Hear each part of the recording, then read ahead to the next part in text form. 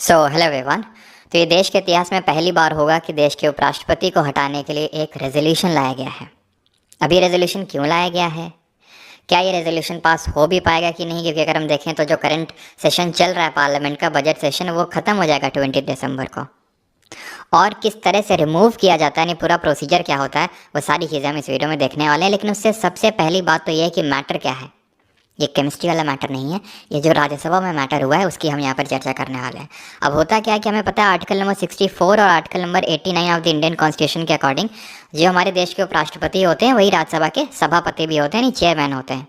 और जो चेयरमैन होते हैं वही प्रिसाइडिंग ऑफिसर होते हैं, यानी कि हाउस को प्रिसाइड करते हैं।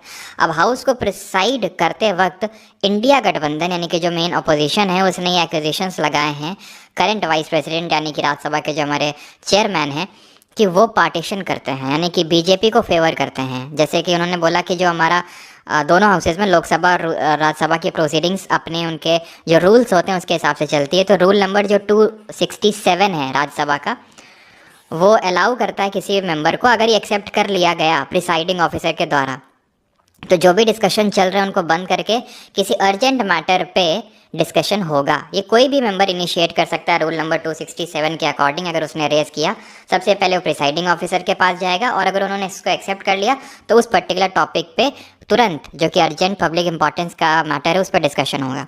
अब ऑपोजिशन का कहना है कि उसने ये बैक टू बैक न जाने कितनी बार रूल 267 के तहत अपने अर्जेंट मैटर को, जिसमें कि काफ़ी सारे मैटर्स हैं, जैसे अदानी जी का मुद्दा हो गया, मणिपुर का मुद्दा हो गया, तो इन सारे मुद्दों पे बात नहीं होती है, चर्चा नहीं होती है, बिकॉज धनखड़ जी इसको एक्सेप्ट नहीं करते हैं। और जो बीजेपी अगर कुछ किसी चीज़ पे टिप्पणी करती है, जैसे अभी जॉर्ज सोरोस वाले मामले में, जॉर्ज सोरोस जिन लोगों को नहीं पता है थोड़ा सा बता देता हूँ कि यूएस का एक बिलियनर है। तो बीजेपी का यह कहना है कि ये बंदा कांग्रेस का यूज़ करके कंट्री को डिस्टेबलाइज कर रहा है, करना चाहता है। इसी का रोल मणिपुर में भी और इसी का रोल और भी बाकी पार्ट्स में ये डिस्टेबलाइजेशन करना चाहता है, बिकॉज पहले भी ये ऐसे डिस्टेबलाइजेशन बाकी कंट्रीज़ में भी कर चुका है। अब हुआ क्या कि जब ये बात जेपी नड्डा जी, जो कि लीडर ऑफ हाउस हैं राज्यसभा के, जब उन्होंने ये बात रखी तो एक्चुअल में उन्होंने सोनिया गांधी जी पे एक्यूजेशंस लगाया कि ये मतलब उनकी मिली भगत चल रही है, जॉर्ज सोरोस और उनकी। तो मल्लिकार्जुन जी खड़गे हैं जो कांग्रेस के स्पोक्स पर्सन राज्यसभा में, तो उन्होंने जब बोलना चाहा तो वाइस प्रेसिडेंट ने उनको बिठा दिया, यानी कि बोलने नहीं दिया। और जब भी कुछ बोलते हैं तो बोलते हैं कि matter will not go on record. तो ये एक्यूजेशंस हैं जो अपोजिशन थे, ठीक है। तब हुआ क्या है कि यहाँ पर 70 मेंबर ऑफ पार्लियामेंट ने नोटिस दिया, जिसमें कि मतलब एग्जैक्ट तो 70 नहीं है, बोला जा रहा है कहीं पे 60 नंबर लिखा हुआ है, लेकिन हाँ more than 50 member of parliament है, यानी कि राज्यसभा के, जिन्होंने ये नोटिस साइन करके दिया, जिसमें कि कांग्रेस, सपा और जो तृणमूल कांग्रेस है, उन सब के यहाँ पर मेंबर ऑफ पार्लियामेंट है। और ये जयराम रमेश जो है कांग्रेस के, उन्होंने दिया किसको? ये पीसी मोदी कौन है? पीसी मोदी हैं राज्यसभा के secretary, he is the secretary of Rajya Sabha. तो अब है क्या, पूरा हम प्रोसीजर समझते हैं कि किस तरह से राज्यसभा के चेयरमैन को हटाया जा सकता है। तो the chairman of Rajya Sabha being the vice president of India can only be removed if he or she is removed from the office of the vice president, यानी उनका रिमूवल तभी हो सकता है जब उनको उपराष्ट्रपति के पद से हटाया जाए। अब उपराष्ट्रपति को किस तरह से हटाया जाता है, ये हमारे कॉन्स्टिट्यूशन के आर्टिकल नंबर 67 क्लॉज बी में लिखा हुआ है कि vice president may be removed from his office by resolution of the council of states passed by a majority of all the then members of the council and agree to by the house of people. अब ये है कि मैं आपको पूरा समझाता हूँ, ठीक है। लेकिन उससे पहले यहाँ पर एक चीज़ आप नोटिस करिए, एंड दैट इज़ कि 14 दिन का नोटिस देना पड़ता है। 14 दिन का नोटिस देना पड़ता है। If I am not wrong, ये 10 दिसंबर को नोटिस दिया गया था, ठीक है। At least 14 days notice has been given to of the intention to move the resolution, यानी कि 14 दिन पहले आप नोटिस देंगे जो अभी दिया गया है, उसके बाद रेजोल्यूशन मूव करेंगे। और रेजोल्यूशन इस तरह से मूव होगा जो भी हम डिस्कस करेंगे। अब खुद सोचिए कि 20 दिसंबर को जो हमारा करंट सेशन चल रहा है, which is the winter session, हमें पता है कि 3 सत्र बुलाए जाते हैं हमारे पार्लियामेंट में। एक तो बजट सत्र होता है जो सबसे पहले होता है, then summer session and then summer session बोल रहा हूँ, मानसून सेशन और विंटर सेशन। समर सेशन करके कोई सेशन नहीं होता है, ठीक है। और 2 सेशन के बीच में का जो गैप होता है वो मैक्सिमम 6 महीने का हो सकता है। तो खैर, अब यहाँ से अगर हम देखें 14 डेज कैलकुलेट करें तो बहुत ही लीस्ट चांसेस है कि यहाँ पे रेजोल्यूशन आ भी पाएगा। खैर, नोटिस ये आया है, ये पहली बार है हमारे देश के इतिहास में जब से हम इंडिपेंडेंस हुए हैं तब से। बट हम प्रोसीजर डिस्कस करते हैं कि वाइस प्रेसिडेंट को हटाया किस तरह से जाता है। सबसे पहली बात तो ये है कि वाइस प्रेसिडेंट को हटाने का जो रेजोल्यूशन है वो सिर्फ राज्यसभा में ही इनिशिएट किया जा सकता है, अनलाइक प्रेसिडेंट को अगर हटाना होता है देश के राष्ट्रपति को, तो लोकसभा, राज्यसभा, किसी भी हाउस में रिमूवल का रेजोल्यूशन आ सकता है, लेकिन उसके अभी हम प्रेसिडेंट को डिस्कस यहाँ पर नहीं करने वाले। वाइस प्रेसिडेंट के रिमूवल का रेजोल्यूशन सिर्फ राज्यसभा में ही आ सकता है, इनिशिएट हो सकता है, ठीक है। दैट डजंट मीन कि लोकसभा का इसमें कोई रोल नहीं होता है, लेकिन पहले राज्यसभा में इनिशिएट होगा। 14 दिन का आपको नोटिस देना होगा, ठीक है। The resolution must be sign by at least by 1/4 of the total members, और उसके बाद नोटिस पीरियड जैसे मैंने बताया 14 दिन का होता है। वो सारी चीज़ें आपको बता चुका हूँ। सेक्रेटरी जनरल को आपको नोटिस देना होता है, कितने लोगों को साइन करना होता है। अब हम यहाँ पर बात करते हैं जो रेजोल्यूशन आता है, जैसे भी नोटिस दिया गया 14 दिन का एक बफर टाइम है, ठीक है, जिसमें कि 14 दिन पहले आपको नोटिस देना होता है, उसके बाद ही आप रेजोल्यूशन मूव कर सकते हो। तो जब ये रेजोल्यूशन आएगा इनके रिमूवल का, वाइस प्रेसिडेंट का, अभी तो सिर्फ नोटिस दिया गया है, तो जब रेजोल्यूशन आएगा तो राज्यसभा को पहले तो इसको इफेक्टिव मेजॉरिटी यानी प्रभावी बहुमत से पास करना होगा। अब इफेक्टिव मेजॉरिटी हमारे कॉन्स्टिट्यूशन में अलग तरह की मेजॉरिटी होती है, सिंपल मेजॉरिटी भी होती है, स्पेशल मेजॉरिटी भी होती है, वो भी स्पेशल मेजॉरिटी भी मल्टीपल टाइप्स की होती हैं, और इफेक्टिव मेजॉरिटी भी होती है। तो हम इफेक्टिव मेजॉरिटी को यहाँ पे समझते हैं और आगे हम सिंपल को समझेंगे। इफेक्टिव प्रभावी का मतलब ये होता है कि ऑल द देन मेंबर्स, जितने मेंबर्स हैं एक्सक्लूडिंग दी वेकेंट सीट्स, जैसे कि राज्यसभा की मैक्सिमम मेंबरशिप तो हमें पता है 250 मेंबर्स की हो सकती है, लेकिन करंट कितनी है 245। इसका मेजॉरिटी नहीं, देखो मेजॉरिटी का मतलब हमेशा होता है कि बाई 2+1, अब बाई 2 कर दो, यानी 2 से भाग कर दो उसको और 1 जोड़ दो, लेकिन इसमें आपको डिवाइड बाई 2 नहीं करना है। इसमें जितनी वैकेंसीज़ हैं उसको आपको हटा देना है, ये होता है इफेक्टिव मेजॉरिटी। इफेक्टिव का मतलब ये है कि आप जो वैकेंसीज़ हैं उनको हटा दीजिए। तो 245 में मान लेते हैं कि 6 सीटें वैकेंट है, तो 213, कुछ भी एग्जांपल है ये मैंने लिया है, तो 245 में आप 6 हटा देंगे, 239। आप डिवाइड बाई 2+1 करेंगे तो रफली, वैसे तो डिवाइड बाई 2 करेंगे तो पॉइंट में आएगा, लेकिन उसमें +1 करके रफली 120 मेंबर्स के समथिंग ये आएगा, यानी कि 120 मेंबर्स अगर एग्री करेंगे राज्यसभा में तब ये राज्यसभा से पास होगा। दैट डजंट मीन कि वाइस प्रेसिडेंट हट गया, राज्यसभा का चेयरमैन हट गया, अभी भी नहीं।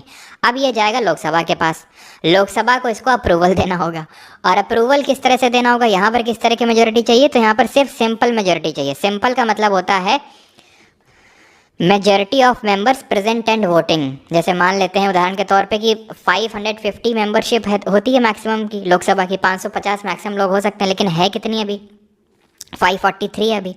मान लेते हैं कि आज 43 लोग प्रेजेंट नहीं हैं, मतलब एब्सेंट नहीं हैं, तो 500 लोग हो गए।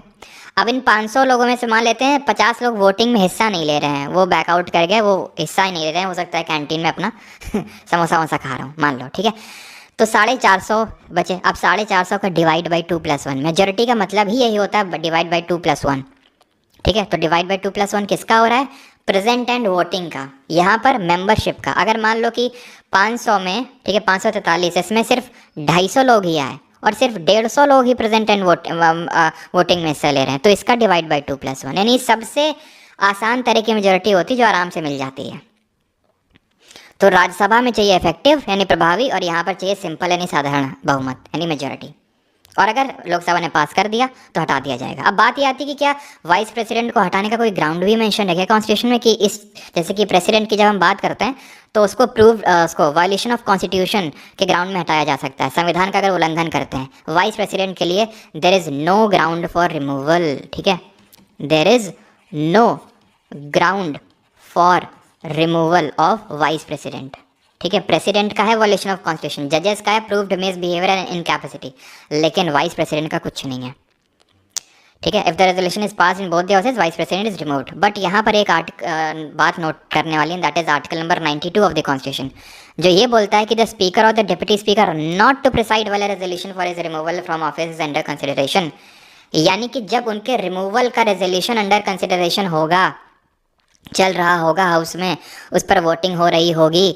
डिस्कशंस हो रहे होंगे, तो राज्यसभा के जो चेयरमैन हैं यानी वाइस प्रेसिडेंट, वो उस गद्दी में, यानी कि जो प्रिसाइडिंग ऑफिसर की गद्दी होती है जहाँ पर अभी करंट हमारे जगदीप धनखड़ जी बैठते हैं, वहाँ पर वो नहीं बैठ सकते हैं। वो हाँ, वो सेशन की प्रोसीडिंग में पार्टिसिपेट कर सकते हैं, बोल सकते हैं, अपने रिमूवल के रेजोल्यूशन में अपनी सफाई दे सकते हैं, बोल सकते हैं, लेकिन वोटिंग नहीं कर सकते हैं, नो वोटिंग।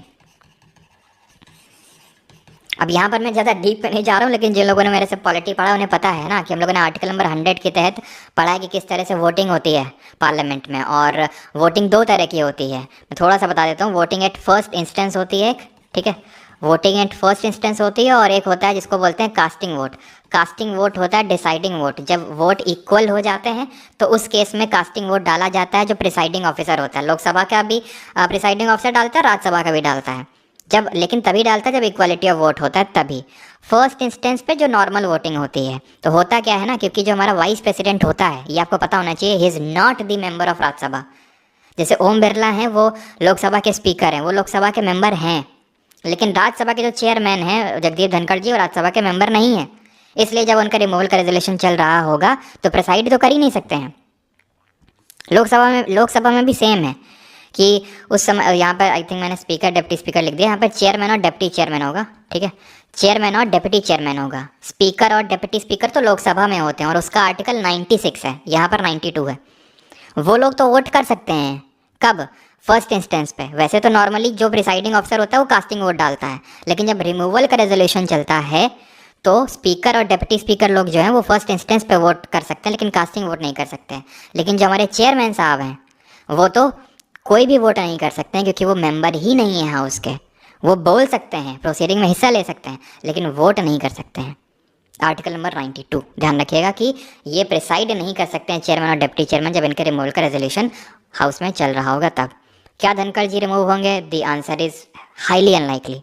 तो फिर लाया क्यों है opposition? As a symbolic fight, दिखाने के लिए कि भाई हमारी मांगे या फिर जो हम जिन मुद्दों पे चर्चा चाहते हैं उस मुद्दों पे चर्चा हो नहीं रही है राज्यसभा में। जो वाइस प्रेसिडेंट हैं वो पार्टीशन तरीके से सपोर्ट कर रहे हैं, फेवर कर रहे हैं बीजेपी को, अपनी पार्टी को, मतलब इस तरह से वो इस चीज़ को दिखाना चाहते हैं। क्योंकि पहली बार कुछ टाइम पहले भी जब आपने देखा होगा, राज्यसभा की एक मेंबर ऑफ पार्लियामेंट ही हैं मैडम जया बच्चन जी, तो थोड़ी उनकी नोकझोंक हो गई थी उस समय वाइस प्रेसिडेंट यानी हमारे राज्यसभा के चेयरमैन जगदीप धनखड़ जी से। तो उस समय भी ये रेजोल्यूशन मतलब इनिशिएट किया जाना था, लेकिन फिर उन्होंने गिव अप कर दिया ऑपोजिशन ने। लेकिन अब इस बार उन्होंने गिव अप नहीं किया और ये ले आए वो notice at least. Because highly unlikely इसलिए बिकॉज ये आपको पता होना चाहिए कि जब हाउस को प्रोरोग किया जाता है, जो हमारा अभी सेशन चल रहा है, तो सेशन जब खत्म होता है तो उसको बोलते हैं प्रोरोगेशन ऑफ हाउस, ठीक है। तो जब हाउस का प्रोरोगेशन होता है, फिर प्रोरोग किया जाता है, तो जो पेंडिंग नोटिस होते हैं वो लैप्स कर जाते हैं। पेंडिंग जो नोटिस होते हैं वो लैप्स कर जाते हैं प्रोरोगेशन के टाइम पे। बिल लैप्स नहीं करते हैं, बिल लैप्स नहीं करते हैं, बट नोटिस लैप्स कर जाते हैं। मेजॉरिटी ऑफ दी जो नोटिस होते हैं वो लैप्स कर जाते हैं हमारे, ठीक है।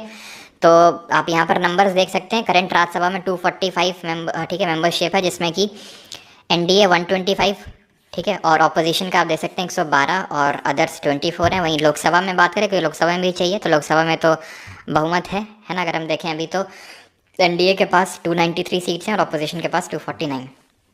तो बहुत हाईली अनलाइकली है कि अगर पास भी करवाना होगा रेजोल्यूशन तो भी वो पास हो नहीं पाएगा दोनों से, but kind of symbolic fight है ये।